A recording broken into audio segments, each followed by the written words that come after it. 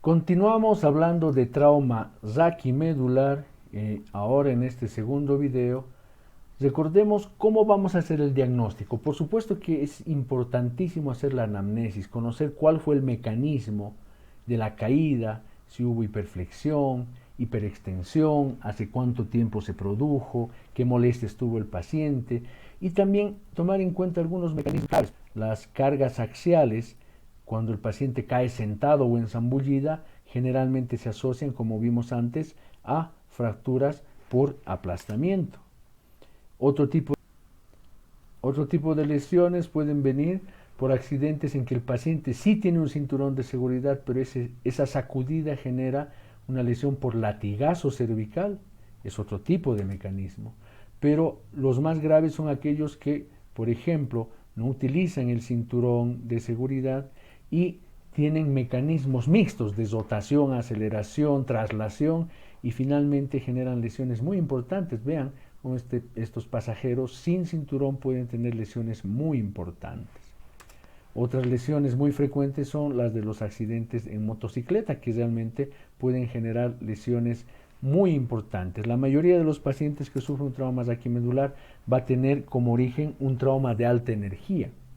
Todos esos datos van a ser muy importantes para la toma de decisiones, pero hay una herramienta universal que son las normas internacionales para la clasificación neurológica de la lesión de la médula espinal, basados en esta ficha de American Spinal Injury Association, que ustedes deben saber manejar. En esta ficha vamos a evaluar la parte motora, la parte sensitiva, basados en, por ejemplo, en la parte motora, en músculos claves que están relacionados con raíces nerviosas específicas, la porción sensitiva con los dermatomas que están en este mapa, y eso nos va a permitir obtener puntajes. ¿Para qué?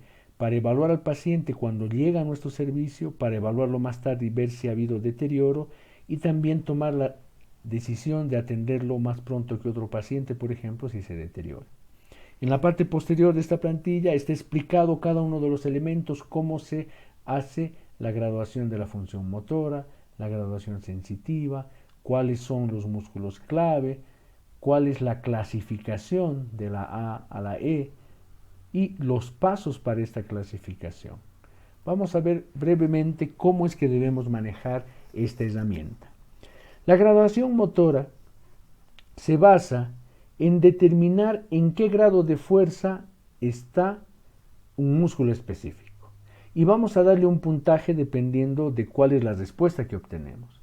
Si el paciente tiene una parálisis total, le damos un puntaje de 0. Si tiene una contracción visible o palpable, le damos 1. Si tiene un movimiento activo con un rango de movimiento completo con eliminación de la gravedad, 2. Si hay movimiento activo completo contra la gravedad, 3. Si hay movimiento activo contra resistencia moderada en una porción muscular específica, 4. Y 5, que es el movimiento normal, activo, completo, contra resistencia total en una posición muscular específica esperada para una persona sin deficiencia alguna. Puede existir la posibilidad de que no podamos evaluar, es decir, que sea no evaluable o no examinable.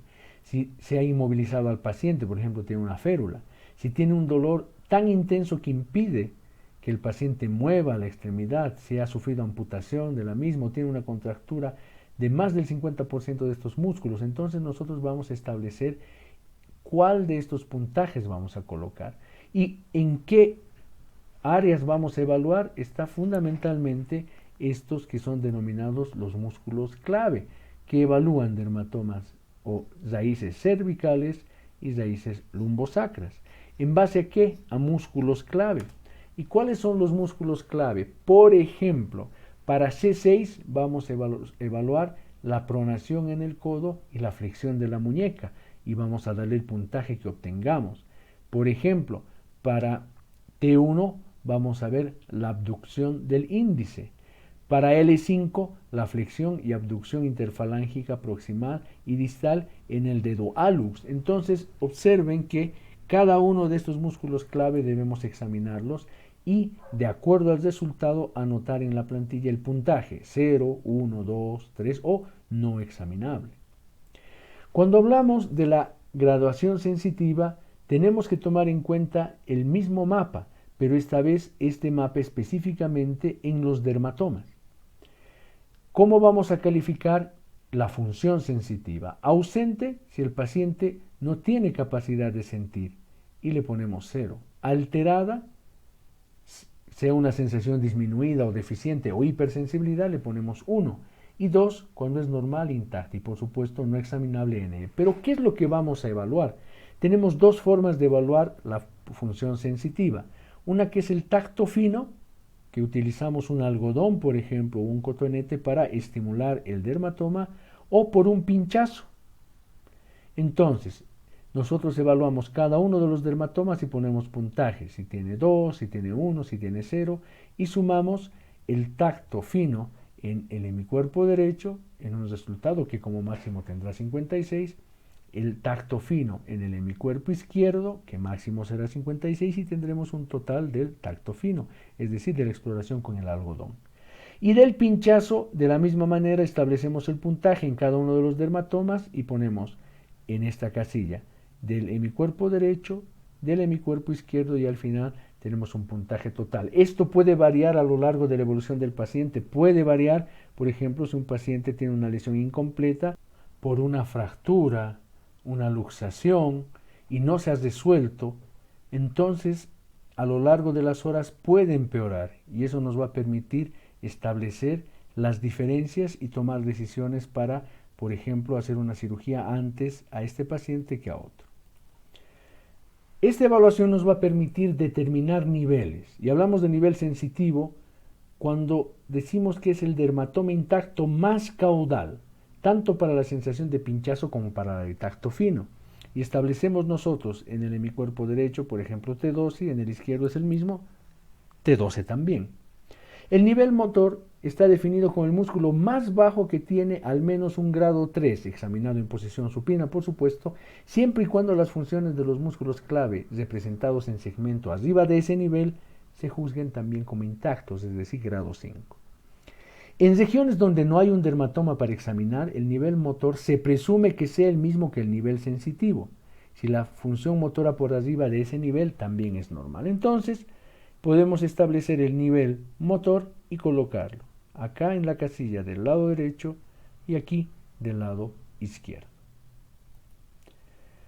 Hablamos de nivel neurológico de la siguiente manera. Se refiere al nivel más caudal de la médula con sensibilidad intacta y fuerza en músculos antigravitatorios, es decir, fuerza de 3 o más, siempre y cuando la función sensitiva y motora rostralmente sea normal, es decir, esté intacta.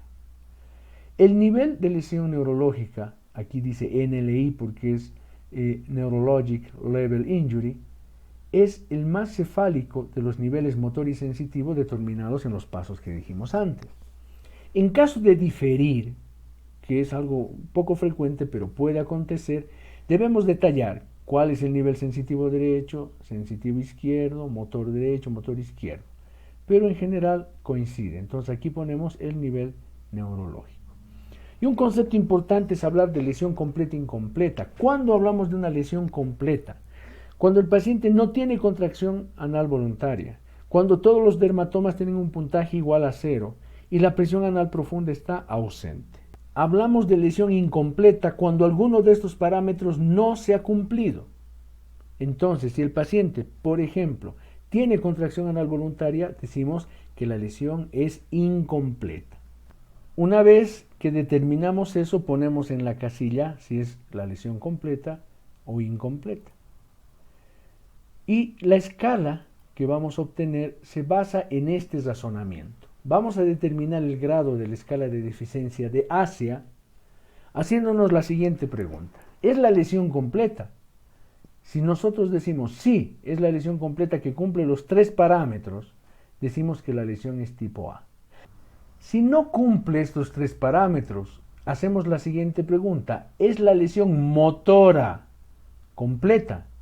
Si la respuesta es sí, decimos que la lesión es tipo B. En cambio, si no es lesión completa, que quiere decir que hay contracción anal voluntaria o función motora en más de 3 niveles por debajo del nivel motor en cualquier lado, si el paciente tiene una clasificación sensitiva incompleta, ahí vamos a ver que existe lo siguiente: la posibilidad de que al menos la mitad o más de los músculos clave por debajo del nivel neurológico de la lesión están en grado 3 o están mejor.